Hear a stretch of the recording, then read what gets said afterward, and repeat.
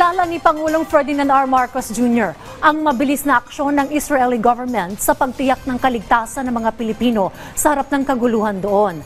Ipinarating yan ng Pangulo kay Israel President Isaac Herzog matapos makapag-usap ang dalawa sa isang phone call.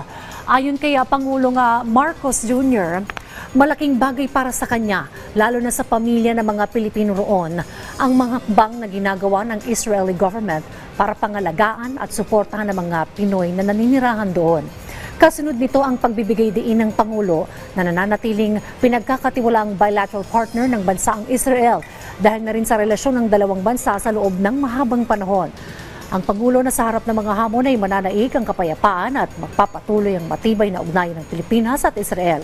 Batay sa huling datos, tinatayang aabot sa 30,000 mga Pilipino ang naninirahan sa Israel. Nauna nang sinabi ng Pangulo ang suporta sa Israel sa gitna ng gulo sa pagitan nito at Palestinian militant group na Hamas.